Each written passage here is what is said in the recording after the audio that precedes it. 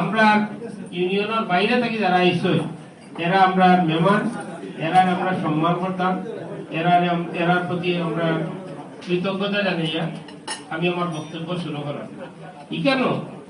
আজকে আমি দেখলাম যেটা এই এডুকেশন ট্রাস্ট করতে গিয়া আমরা মধ্যে যারা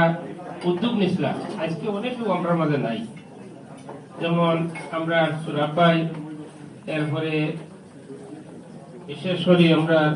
হাজি আসকর আলী সাহেব, নুরমিয়া সাহেব,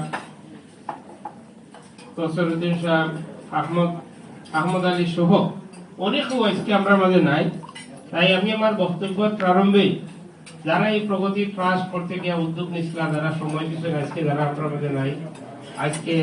এই মাহে রমজানের দিন ইফতার সামনে রেখে আমি তারা সবার আত্মার মাগফিরাত কামনা করার এবং আমরা চাই এই যে শিক্ষা